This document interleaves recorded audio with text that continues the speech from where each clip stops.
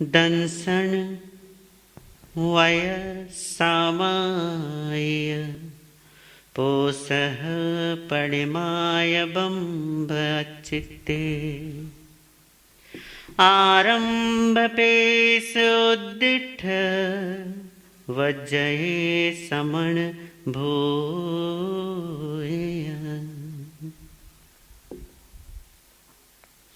दर्शन, व्रत, सामायिक, पौषध, उपवास, प्रतिमा, ब्रह्मचर्य की आराधना, सचित्त त्याग, प्रेष्य त्याग, उद्दिष्ट त्याग और श्रमण भूत, ये 11 प्रतिमाएं हैं, जिसमें तीसरी सामायिक प्रतिमा के विषय में हमारी चर्चा चल रही है।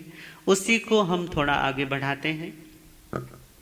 कल दशहरे का पावन पर्व और साथ ही साथ हमारे श्री गुरुदेव उपाध्याय प्रवर्ष संघ सेतु श्री रविंद्र मुनि जी महाराज साहब का पावन दीक्षा दिवस, तो उस पावन पर्व को हमने मनाया, हमने उसका लाभ लिया, उस पर पुण्य अर्जित करने का हमने अवसर पाया।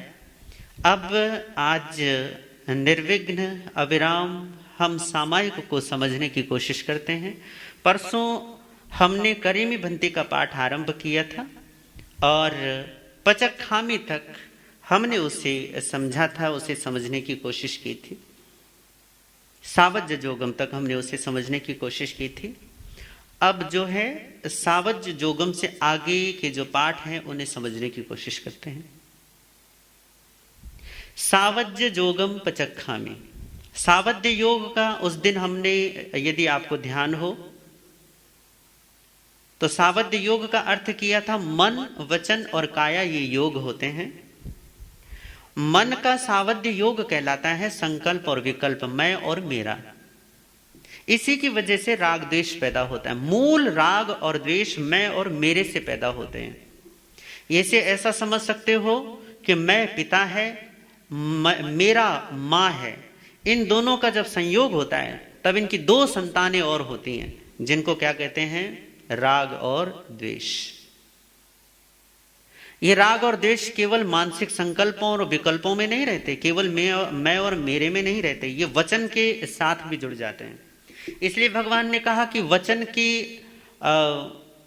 वचन का जो सावध्य योग है उससे भी बचकर रहना चाहिए। तो वचन का सावध्य योग क्या था? विकथा।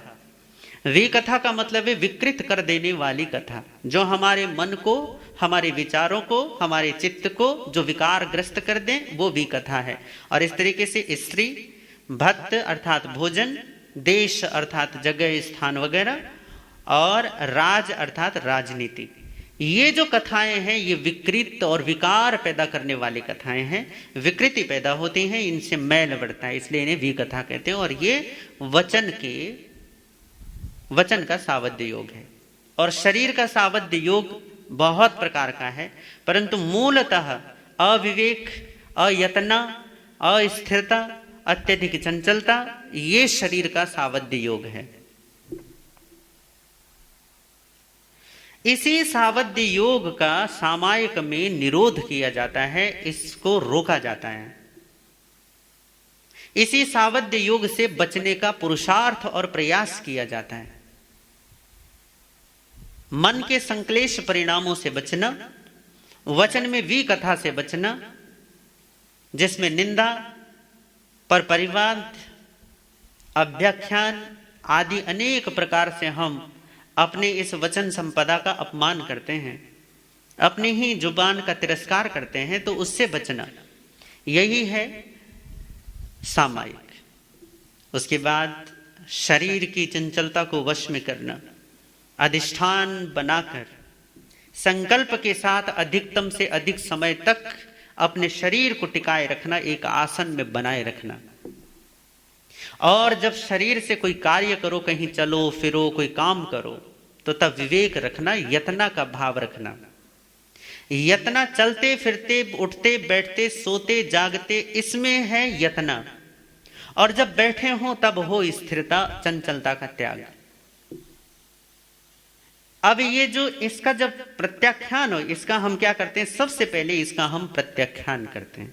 प्रत्याख्यान पचक्खामी। प्रत्याख्यान का मतलब होता है, इसे यदि हम समझें, इसका अर्थ हम लगाएं, वैसे इसका अर्थ होता है प्रति आख्यामी। प्रति का मतलब होता है बार बार या किसी के सामने। प्रति बार बार, पुनः पुनः, उसे रिपीट करना, जिसे रिपीटिशन कहते हैं, उसे पुनः पुनः उसको करना, पुनः पुनः उसे बोलना या कहना, इसे कहते हैं प्रति। और आख्य का मतलब होता है कहना, कुछ कहना, बार बार कुछ कहना, बार बार कोई चीज करना, उसको हम क्या कहते हैं, प्रति आख्यामी या पचक्खामी। प्रत्याख्यान का भाव हम सहजतया समझ लेंगे जब भगवान महावीर और गौतम स्वामी का जो प्रश्नोत्तर है उत्तराध्ययन सूत्र में, उस पर थोड़ा गौर करें तो आपको थोड़ा सा प्रत्याख्यान को समझने में सहयोग मिलेगा। भगवान से पूछा गया कि प्रभु, प्रत्याख्यान करने का लाभ क्या है? भगवान ने कहा कि प्रत्याख्यान से आश्रव द्वारों का निरोध हो जाता है। आश्रव द्वारों का निरोध मतलब आश्रव द्वार रुक जाते हैं, वो बंद हो जाते हैं। जो हमारे जीवन में जो विभाव दशा के या जो बाहरी तत्व, जैसे शरीर है, तो शरीर बीमार कब पड़ता है आजकल तो बहुत आसान है ना इसे समझना। जैसे जो कोरोना के, कोविड-19 के जो वो कीटाणु हैं वो सब बाहर हैं। जब वो हमारे शरीर में, हमारे भीतर प्रविष्ट होते हैं किसी भी माध्यम से, तब वो हमें बीमार करते हैं। इसका मतलब ये है कि ये हमारा कुछ ऐसा है जो मतलब कि जो कीटाणु है, विषाणु है, ये कुछ ऐसा है जो हमारे शरीर का नहीं है, हमारा हिस्सा नहीं है। जो हमारा हिस्सा नहीं है, जो हमारा भाग नहीं है, या जिसमें हमारे भाग का बनने की योग्यता नहीं है, जब वो हम में प्रविष्ट होती है तो हमें रोगग्रस्त कर देती है, हमें बीमार कर देती है। तो उससे बचने के लिए हम क्या करते हैं भैया? आजकल तो बहुत आसान है, हाथ धो, मास्क पहनो, और पता नहीं कितने कितने तरीके आपने अपनाए हैं। अध्यात्म में बाहरी आश्रव उसको कहते हैं जो आत्मा को मलिन करते हैं, जो आत्मा की स्वाभाविक सहज सरल दशा को विकृत करते हैं, उस दशा में किसी भी प्रकार का मैल पैदा कर देते हैं, उसको कहते हैं ये आश्रव है। तो आपके मन को, आपके चित्त को, आपकी बुद्धि में जो आपकी बुद्धि को मलिनता से बचा दे, जो आपकी बुद्धि में मलिनता को आने से रोक दे, जो मलिनता के आने के द्वारों को बंद कर दे, उसको परमात्मा कहते हैं। ये प्रत्याख्यान है। प्रत्याख्यान ही है जो द्वार बन जाता है मैल के रास्ते में। और कितने तरीके से तो दिन भर में हमारे मैल चलता रहता है ना। कभी राग, कभी द्वेष, कभी मोह, कभी माया, कभी आसक्ति, कभी झूठ, कभी बेईमानी, कभी छल, कभी कपट, कभी कुछ ना कुछ ऊंच नीच चलता रहता है। मन में सतत ये भावनाएं, ये विचार, कुछ ना कुछ होता रहता है, उठा पटक चलती रहती है। हो सकता है कि समुद्र अपनी लहरों को उठाना बंद कर दे, पर मन में ऐसी लहरें चलती रहती है। मन की इन लहरों का रुकना असंभव सा लगता है, सतत चलता रहता है। इसी को परमात्मा कहते हैं, ये आश्रव है। इस आश्रव को रोकने का एकमात्र उपाय है, परमात्मा कहते हैं, वो प्रत्याख्यान है। प्रत्याख्यान के माध्यम से जीव आश्रव द्वारों को निरुद्ध कर देता है, उन्हें बंद कर देता है। आश्रव आना अर्थात अब आप में मिलावट होनी बंद हो जाती है।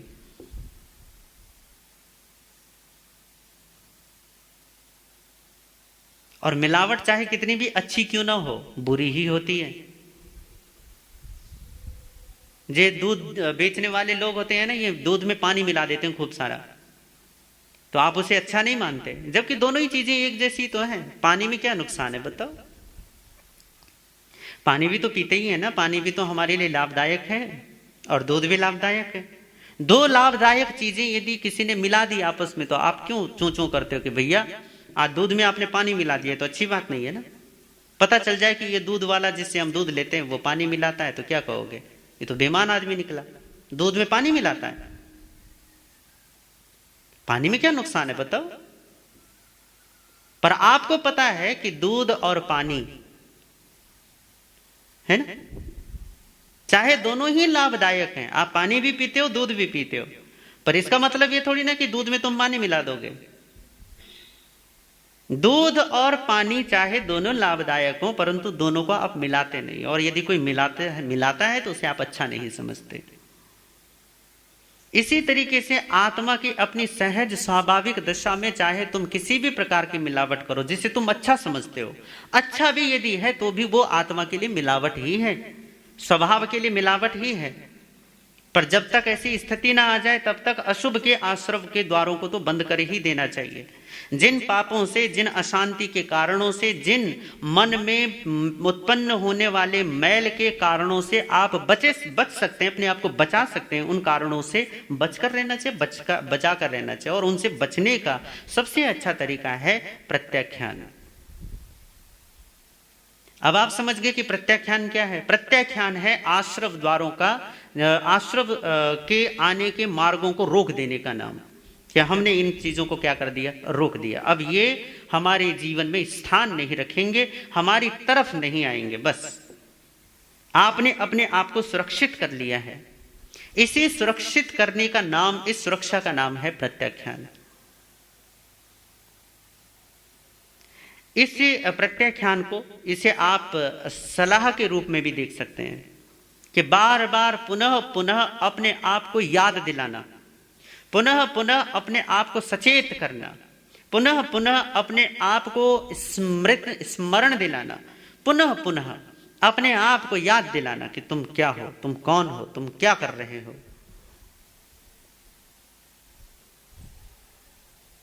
ये अपने आप को जो याद दिलाने वाली स्थिति है ना, जिसमें हम खुद को याद दिलाते हैं, जैसे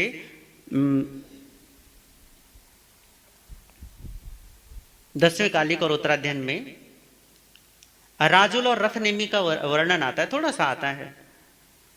उसमें रथनेमी जब अपने साधु जीवन से गिर रहे थे तो तब तुरंत राजमती ने, राजुल ने रथनेमी को याद दिलाया था कि तुम कौन हो। बेशक वो जो दृष्टि है, वो जो उनका जो समझाने का तरीका था वो डांट फटकार का था और उसमें कुछ व्यवहार की बातें थी, पर एक साधक अपने आप को याद दिलाता है सतत। सामायिक में क्या याद दिलाता है वो अपने आप को कि मैं सावध्य योगों का त्यागी हूं, मैं उनसे बचने वाला हूं, मुझे अब उनमें रमण नहीं करना। जानना है, देखना है, परंतु किसको जानना है, किसको देखना है? स्वयं को जानना है, स्वयं को देखना है, स्वयं में रहना है, स्वयं में रमना है, स्वयं में स्थिर रहना है। इसी का नाम सामायिक है और इसी को याद दिलाता रहता है वो सतत कि मैं शुद्धात्मा हूं, मैं केवल आत्मा हूं, मैं केवल शुद्ध जीव हूं, एक शुद्ध जीव द्रव्य मात्र मैं हूं और इसमें मैं जो भी मिलावट होगी मैं उस मिलावट का साथ नहीं दूंगा, उस मिलावट का सहयोग नहीं करूंगा। मन में यदि राग और द्वेष जगेगा तो मैं राग और द्वेष का सहयोग नहीं करूंगा। क्रोध, मान, माया, लोभ, झूठ, बेईमानी, विश्वासघात आदि ये दुर्गुण यदि मन में पैदा होंगे तो मैं इनका साथ नहीं निभाऊंगा। अभी तक तो आप साथ देते हैं, गुस्सा आता है तो गुस्से के साथ, क्रोध आता है मतलब लोभ जगता है तो लोभ के साथ, छल कपट होता है तो झूठ के साथ, मतलब ये तो अभी तो आप झूठ का साथ दे रहे हो। पर एक सामायिक करने वाला जीव जब सामायिक करता है तो वो केवल और केवल सत्य का साथ देता है, सत्य अर्थात अपना साथ देता है, शुद्धात्मा का संग करता है, शुद्ध आत्मा के संग के अलावा सब चीजों से असंग हो जाता है, सब चीजों से निसंग हो जाता है। इसलिए उत्तराध्ययन सूत्र का जो शुरुआत है, उसका आरंभ है, वो होता ही इसी से है। संयोगा विप्रमुक्त, जो संयोगों से विप्रमुक्त है, निस्संग है, असंग है, अनासक्त है। इस अनासक्त दशा की साधना का नाम है सामायिक, कि आप किसी भी सावध्य योग का साथ नहीं देते, झूठ का साथ नहीं देते, वचन में भी कथा करने का। किसी ने आपको कोई बात कह दी और चल पड़े फिर निंदा के धंधे पर। किसी ने फोन किया आपको, अरे उसके बारे में सुना, हाँ वो है तो बात ऐसी।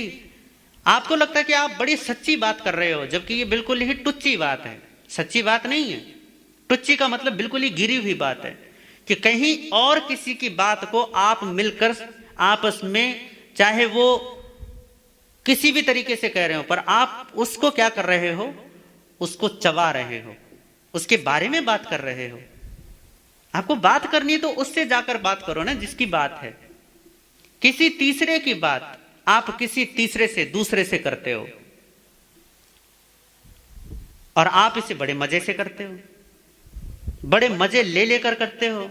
आपको लगता है कि आप बहुत बड़े समाज सुधारक हैं, आप सुधार कर धर देंगे सबको। और यही सबसे बड़ा पाप भी है आपका। ये जबानी सावध्य योग आपको जबान से बिल्कुल खाली कर देगा। अगले जन्म में पशु बनना पड़ेगा, जहां फिर जबान नहीं मिलेगी, भाषा नहीं मिलेगी। वहां भी ना रुके तो और नीचे जाओगे, जहां जबान ही नहीं मिलेगी, फिर मुंह ही नहीं मिलेगा। ये पेड़ पौधे वाले जीव बेचारे, एक इंद्रिय जीव तक पहुंचने की यदि इच्छा हो तो पहुंचो फिर। परंतु याद रखिए कि निंदा हो, भी कथा हो, किसी भी प्रकार की राग देश का कोई भी संकल्प विकल्प हो, ये सब सावध्य योग है। इसका पुनः पुनः वर्जन किया जाता है, ये याद दिलाकर कि मैं केवल और केवल शुद्धात्मा हूं। ये याद दिलाया जाता है खुद को। इसी को प्रत्याख्यान कहते हैं कि खुद को पुनः पुनः याद दिलाना, तुम कौन हो। जब भी किसी की निंदा करने का मन करे तुरंत याद दिलाओ अपने आप को, तुम कौन हो। जब भी किसी के लिए राग या द्वेष, घृणा या प्रेम या किसी भी प्रकार का भाव जो आपका अपने स्वभाव में मिलावट कर रहा है, तुरंत अपने आप से कहो मैं कौन हूं। तुरंत याद दिलाओ ना अपने आप को, कौन हूं मैं शुद्धात्मा हूं।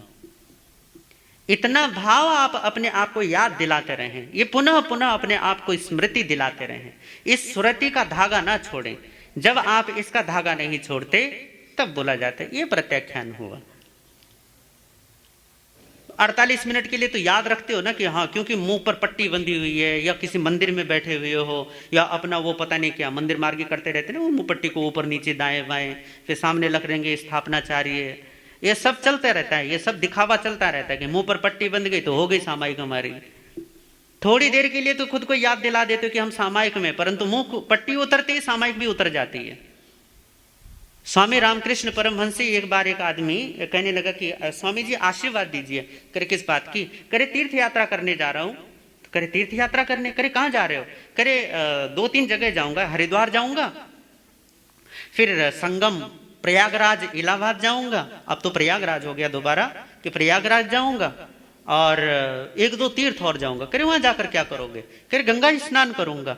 करे अच्छा, करे गंगा स्नान क्यों करोगे? तो मान्यता है ना कि गंगा में नहाने वालों के पाप धुल जाते हैं। तो स्वामी बोले करे गंगा में क्यों नहाओगे? करे उससे कहते हैं कि जन्मों जन्मों के पाप मिट जाते हैं। करे अरे भोले आदमी, पाप मिटते नहीं है। करे क्या मतलब है कि पाप नहीं मिटते? करे मतलब ये है कि जब तुम गंगा में स्नान करते हो तो जो तुम्हारे पाप होते हैं ना, वो तुमसे उतर के, तुम्हारी पीठ से उतर के बैठ जाते हैं जाकर कहीं ऊपर। कहीं जो नदी के किनारे पेड़ होते हैं या वहां घाट के किनारे जो सीढ़ियां होती हैं, उन सीढ़ियों पर तुम्हारे पाप बैठे रहते हैं। वो नदी में नहीं जाते। नदी में तो तुम जाते हो, पर तुम्हारे पाप क्या होंगे? कहीं पेड़ पर बैठ जाएंगे, कहीं नदी के किनारे किसी स्थान पर किसी सीढ़ी पर बैठ जाएंगे। करे फिर उसके बाद? करे उसके बाद क्या? जैसे तुम बाहर निकलते हो नहा धो के, वो फिर से तुम्हारे चढ़ जाते हैं। और स्वामी जी का तो सिखाने का, उनका तो ढंग था ये बताने का। पर आपके सामायिक का भी कुछ हिसाब किताब ऐसा ही है कि जब तक सामायिक में तब तक याद रहेगी कि हम सामायिक में हैं, और मुंह पट्टी उतरी नहीं कि आपके सामायिक भी गई। वो जैसे वो गंगा में से निकला नहीं कि पाप फिर से चढ़े। आपका जीवन भी कुछ ऐसा ही हो गया है। परमात्मा ने ये थोड़ी देर के लिए इसलिए बोला था शांत होकर बैठने के लिए कि थोड़ी देर बैठ जाओ, पर इसका मतलब ये नहीं है कि फिर और समय आपको अशांति का अधिकार मिल गया। थोड़ी देर शांत बैठो, उस थोड़े से शांति को पूरे जीवन पर फैला दो, पूरे 24 घंटे पर फैला दो, इसलिए बोला गया था। और वो काम कौन करेगा? वो काम आपका प्रत्याख्यान करेगा। प्रत्याख्यान केवल 48 मिनट का नहीं, प्रत्याख्यान पूरे जीवन भर का, अपनी झूठ को तिलांजलि देने का, पूरे संकल्प के साथ इस चीज को दोहराने का कि मैं झूठ नहीं हूं, मैं केवल और केवल सत्य हूं, मैं शुद्ध आत्मा हूं। बस अपनी इस धारणा को पूरी दृढ़ता के साथ ग्रहण करने का नाम कि मैं कौन हूं, अपने आप को याद दिलाना कि मैं राग द्वेष युक्त जीव नहीं हूं, मैं ज्ञान और दर्शन युक्त शुद्ध चेतना हूं। इसको कहना पूरे संकल्प के साथ, कहना ही नहीं बल्कि जब जब भूल जाओ पुनः पुनः इसको दोहराना, पुनः पुनः इसको याद दिलाना। इसीलिए तो प्रत्याख्यान है, प्रति आख्यान, बार बार कहना, बार बार इसको रिपीट करना। मैं कौन हूं? मैं शुद्धात्मा हूं। जब भी कहीं मोह जगे तुरंत पूछो कौन हूं मैं। जब भी किसी के प्रति राग या द्वेष का भाव आए तुरंत पूछो कौन हूं मैं। जब भी कहीं आसक्ति का भाव आए तुरंत पूछो कौन हूं मैं। जब भी छल कपट झूठ और बेईमानी करने का भाव आए तुरंत पूछो कौन हूं मैं। लोभ और लालच जगे तब पूछो कौन हूं मैं। इसी का नाम है प्रत्याख्यान। जब आप कहते हो कि नहीं, मैं ये झूठ और लोभ और मोह और माया जगाने वाला ये जीव मैं नहीं हूं, तो क्या तुम जगा सकोगे? अरे भैया, ऊंचे खानदान का तुम्हें बड़ा अभिमान रहता है ना कि ऊंचा खानदान, जैन हमारा खानदान, हिंदू, और फिर ब्राह्मण है हम गलत काम कैसे कर लेंगे? यदि इतनी छोटी सी बात भी तुम्हें गलत काम से रोकती है, एक छोटा सा कह देना कि भैया किसका कहां जन्म हुआ है, तो जैसे कोई गलती कर देता है तो कहते हैं अरे तुम जैन परिवार के होके ऐसे काम करते हो। कहते हो या नहीं कहते? ब्राह्मण होके ऐसे काम किए तुमने, ऐसे काम झूठ बोलते हो ब्राह्मण होके। यदि कोई साधु कुछ काम उल्टा पुल्टा कर दे, साधु होकर ऐसा करते हो, कहते हो ना तुरंत। यदि इन छोटी चीजों से, इन छोटी पहचानों से तुम इसको इतना बड़ी चीजों से बचाने के लिए, जैसे कि राजुल ने रथनेमी से कहा था, अरे इतने ऊंचे खानदान में तेरा जन्म हुआ और ऐसे खोटे कर्म करने के लिए चल पड़ा है। बोला था या नहीं बोला था? बोला था ना।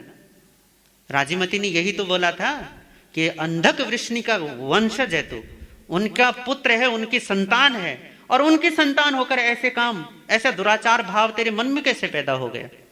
इसने इतने ऊंचे कुल में जन्म होने के बाद ऐसे नीच भाव कैसे पैदा कर लिए? तो जब आप अपने आप को याद दिलाओगे कि मैं कौन हूं, मैं शुद्धात्मा हूं, मैं महावीर प्रभु की संतान हूं, मैं उस वर्धमान की औलाद हूं जिस वर्धमान ने 12.5 वर्षों तक की साधना में खूब पिटे हैं, खूब लोगों ने मारा है। वो कुओं में उल्टे लटका लटका के मारा है, फांसी दे देकर मारा है, पांव में अंगीठियां जला जला कर मारा है, कानों में कीलें ठोकी है, रस्सियों से पीटा है, ऊपर से उठा उठा कर पटका है। बेचारे आंख खोलकर ध्यान करते थे तो आंखों में मिट्टी डाल डाल कर पीटा है। यहां तक कि गर्मी में एक बार भगवान ने नदी पार की तो नाव से वो पार गए। जब उसने कहा कि अब किराया दो, अब किराया, एक साधु कहां से किराया दे? भगवान तो बिल्कुल नंगे, उनके पास कुछ था थोड़ी ना किराया देने के लिए। जब उसने कहा नाविक ने किराया दो, भगवान ने यूं कर दिया हाथ अपने। तो उसने कहा अच्छा, जब किराया नहीं था तो नाव पर क्यों बैठे? चलो अब यहीं, अब भरी गर्मी ग्रीष्म ऋतु का टाइम, और उसी रेत पर खड़ा कर दिया कि जब तक मैं ना कहूं तब तक यहां से हिलना मत। वो तो शुक्र करो उधर से भगवान का कोई परिचित, कोई छोटा मोटा सामंत तो उधर से जा रहा था। उसने देखा कि अरे श्रमण वर्धमान इतनी गरम गरम रेत पर, जहां आज इतनी गर्मी है और इस गरम रेत पर क्यों खड़े हैं? तो कहा भगवान आप इतनी रेत पर। तो वो पास में जो नाविक था उसने कहा इसने किराया नहीं चुकाया इसलिए सजा दी है इसको रेत पर खड़े होने की। जब कहा सजा दी है, करे तू जानता ये कौन है? तब भगवान का परिचय दिया। तब जाकर उस नाविक ने भगवान को छोड़ा। उसी महावीर के हम संतान हैं, और हम छोटी छोटी बातों पर क्या करते हो बताओ? ओए होए होए होए, पूछो मत। क्रोध आता है तो होश गंवा बैठते हैं। झूठ है, बेईमानी है, छल कपट मायाचार आसक्ति, इसमें कब हमारा भान, कब हमारा होश चला जाता है पता नहीं। दो दारूबाज लोग होते हैं ना, वही केवल बेहोश नहीं होते, उन्हीं को नशा नहीं होता। धन का भी नशा होता है, पद और प्रतिष्ठा का भी नशा होता है, मान सत्कार सम्मान का भी नशा होता है। और इस नशे वाले जो लोग होते हैं, ये दारू के जो नशे वाले हैं उनसे भी ज्यादा खतरनाक होते हैं। पर कितनी बार नहीं बल्कि इसी में ही रमन करते हो, इसी में ही जीते हो और इसी में मर जाते हो। हद है। प्रत्याख्यान का मतलब है अपने आप को पुनः पुनः कहना कि मैं उसी सत्य, उसी सनातन, उसी अज और अविनाशी की संतान हूं जिसका कभी जन्म नहीं होता, जिसकी कभी मृत्यु नहीं होती। मैं यदि उसकी संतान हूं तो मैं सत्य स्वयं हूं, मैं शुद्ध हूं, मैं ब्रह्म हूं। इसको पुनः पुनः पुनः पुनः याद करना। 3 महीने तक इसकी साधना करनी है। कितने महीने तक? पहले पहली प्रतिमा की आराधना 1 महीने, व्रत प्रतिमा आराधना 2 महीने, फिर इन दोनों प्रतिमाओं के साथ इस सामायिक प्रतिमा को 3 महीने तक साधना होता है। 3 महीने तक सतत अपने आप को याद दिलाते रहना कि मैं शुद्धात्मा हूं। और शुद्धात्मा क्या करता है? क्या करता है शुद्धात्मा? तो अगला जो चरण है प्रत्याख्यामी का मतलब है पुनः पुनः अपने आप को याद दिलाते रहना। सोते जागते खाते पीते उठते बैठते रिश्ते नाते निभाते, ऐसे नहीं रिश्ते नाते छोड़कर मत भाग जाना जंगल में। और ऐसी कोई उम्मीद भी नहीं है आपसे, इतने भी कोई भले लोग नहीं हो कि मैं प्रवचन दूंगा और तुम बन जाओगे साधु। बात सिर्फ इतनी सी कि अपने आप को याद दिलाते रहें हर एक चीज में, हर एक स्थिति में, हर एक परिस्थिति में। तुम कौन हो? मैं शुद्धात्मा हूं। पुनः पुनः अपने आप को सचेत करते रहें, जगाते रहें।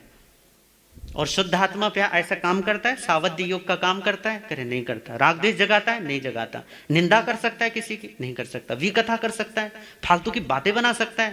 करे नहीं बना सकता। यदि आप शुद्धात्मा है तो फालतू की बात नहीं बनाओगे, शुद्ध आत्मा है तो फालतू का राग द्वेष नहीं जगाओगे, और शुद्ध आत्मा है तो फालतू के कर्म करके अपने इस शरीर को, अपने मन को और अपनी अपनी आत्मा को गंदला नहीं करोगे। यही तो है पुनः पुनः याद दिलाने का प्रत्याख्यान। यही तो है कि हम बार बार अपने आप को याद दिलाते रहें, मैं कौन हूं? तो मैं शुद्धात्मा हूं। इसे मंत्र की तरह जपते रहें। जब भी कुछ गलत भाव पैदा हो तुरंत अपने आप को याद दिलाते रहें। जब भी कुछ गलत बोलने का मन करे तुरंत अपने आप को याद दिलाते रहें। जब भी कुछ गलत करने का भाव पैदा हो तुरंत अपने आप को याद दिलाते रहें। यही प्रत्याख्यान है। आगे है पजुआसामी। पजुआसामी पहला है पचक्खामी, दूसरा है पजुआसामी। ये भी करेमी बंधे में आता है, थोड़ा याद रखना। पजुआसामी का मतलब होता है, पाठ अलग अलग भी है, पाठ उसके बीच में छोटे मोटे दो दो 3 शब्द भी, वो इतने महत्वपूर्ण नहीं है। जो महत्वपूर्ण है उसको थोड़ा सा समझने की कोशिश कीजिए। दूसरा जो महत्वपूर्ण शब्द है समझने का वो है पजुआसामी। इसे हम सामायिक में करते हैं। पजुआसामी पजुआसामी का मतलब पर्युपासामी, परि उप आसामी। परि का मतलब होता है परिपूर्ण तरीके से, संपूर्णतः, जिसे हम कहते हैं चारों तरफ से, पूरी तरीके से, अच्छे तरीके से, पूरे भले तरीके से, जिसमें कुछ भी बचा ना रह जाए, इतने अच्छे तरीके से, जिसे हम कहते हैं पूर्णतः। परि उप का मतलब होता है नजदीक में, समीप में। जैसे ये मेरे सामने डेस्क रखा हुआ है तो ये मेरे उप है, मेरे समीप है, या मैं इसके उप समीप हूं, या इसके नजदीक हूं, इसके पास हूं। उप का मतलब होता है पास में। और आसामी का मतलब होता है आसन जमाना, बैठ जाना, स्थिर हो जाना। अब यदि इस पर्युपासना को यदि आप समझेंगे तो इसका सीधा सा मतलब होता है किसी के पास जाकर, किसी के समीप जाकर बैठ जाना। अब सामायिक क्योंकि आत्मा की साधना है तो इसमें किसके पास आप बैठोगे? तो पहले ही हम दर्शन प्रतिमा में ये शुद्ध कर चुके हैं, इसको निर्णीत कर चुके हैं कि व्यवहार में देव, गुरु और धर्म, अर्थात अरिहंत परमात्मा मेरे देव हैं, पंच महाव्रतधारी गुरु हैं, और जो धर्म है विवेक प्रधान, वो मेरा धर्म है। इतना हो गया। केवलियों का बताया हुआ विवेक रूप धर्म, ये मेरा धर्म है। आपने इसको निर्णीत किया। यदि बाहर में किसी के पास बैठना हो, किसी के पास, तो केवल और केवल अरिहंत प्रभु का जो मंदिर है उस मंदिर में जाकर बैठ सकते हो, या फिर गुरु हैं तो गुरु के पास जाकर बैठ सकते हो। ये दो हैं जहां आप बाहर में सामायिक करने के लिए इनके सानिध्य में बैठा जा सकता है, बैठा जा सकता है। पर प्रारंभिक तौर पर कह रहा हूं, वैसे तो सामायिक केवल एकांत की साधना है, पर असली पर्युपासना है अपने समीप रहना, अपने नजदीक रहना। गजब यह है, गड़बड़ यह है कि आप अपने नजदीक नहीं रहते, अपने में नहीं रहते, दुनिया भर में इधर उधर घूमते रहते हो। शरीर यहां होता है, मन पता नहीं कहां होता है। शरीर इधर ही स्थिर है और मन घूम रहा है इधर और उधर। छोटी सी घटना कहूं फिर बात खत्म करूंगा। पता नहीं मैंने सुनाई ही नहीं सुनाई, मेरे दिमाग से निकल गया, शायद नहीं सुनाई होगी। चलो सुनाई भी होगी तो दोबारा सुन लो। गुरु नानक देव मुल्तान गए उन दिन, जो आजकल पाकिस्तान में है। तो मुल्तान का जो नवाब था वो गुरु जी का भक्त बन गया। और मुसलमान था, पर भैया जब कोई महात्मा होगा उसका ऑरा इतना शुद्ध होता है कि कोई भी उसका प्रेमी बन जाए। अब वो नवाब था, मुस्लिम था, पर गुरु साहिबान का वो थोड़ा प्रेमी बन गया, उनके प्रति प्रेम भाव रखने लगा, अच्छा भाव रखता था। अब नवाब गुरु साहिब के आने के बाद इतना सम्मान करता था, इतना प्रेम देता था। पर भैया जो लोग होते हैं ना, उनके दिल बड़े छोटे होते हैं।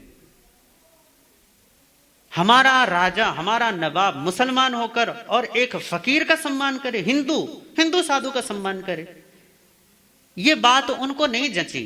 वो मुल्ले मौलवी और उनके कुछ दरबारियों को, तो कुछ मुल्ले मौलवियों ने नवाब के कान भरने शुरू कर दिए और ये कहना शुरू कर दिया कि देखो, ये जो आप जिसको इतना अपने सर पर चढ़ाने हो ना नवाब साहब, पता है वो कौन है? अरे हाँ वो फकीर है। अरे फकीर तो है, पर वो हिंदू फकीर है।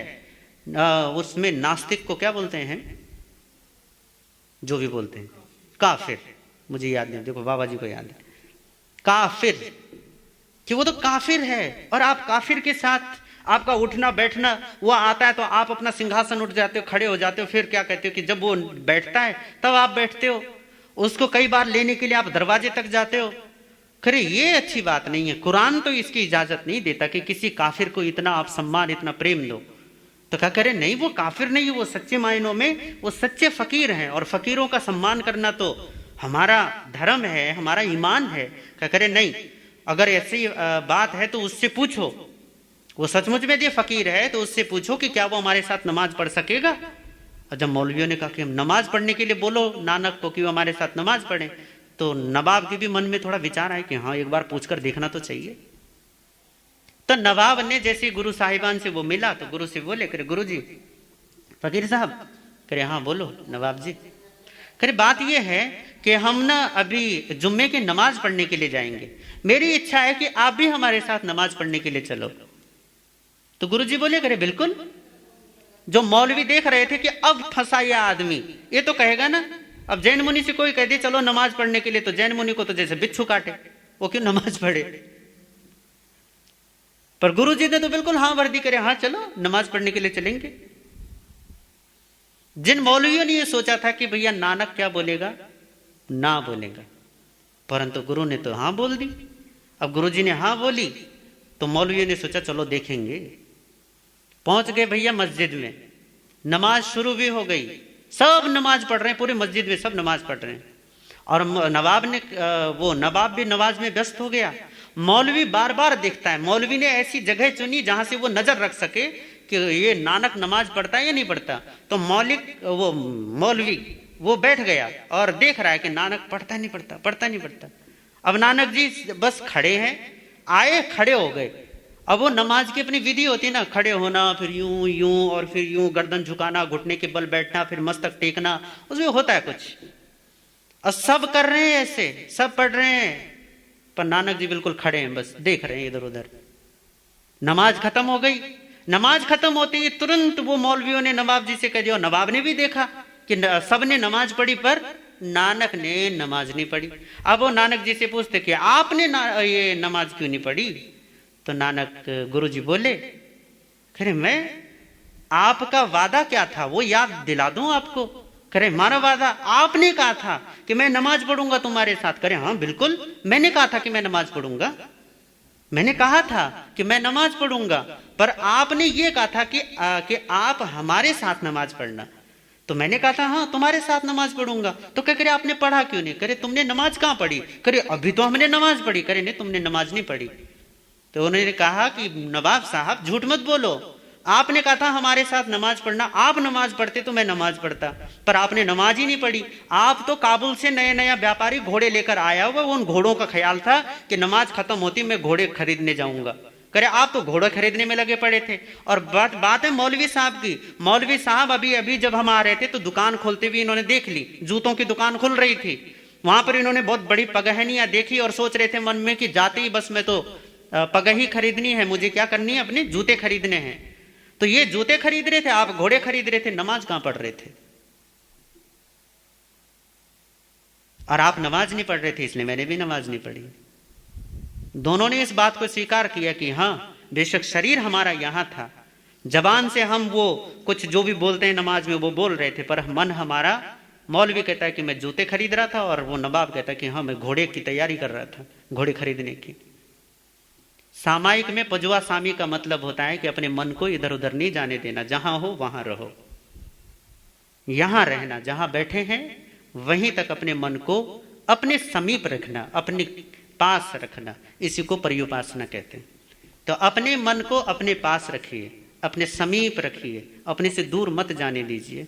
अगर ये ऐसा करते हैं तो ये पर्युपासना है, ये सामायिक का करेमी भंते की दूसरी प्रतिज्ञा है और इस प्रतिज्ञा को आप पूरा करते हैं।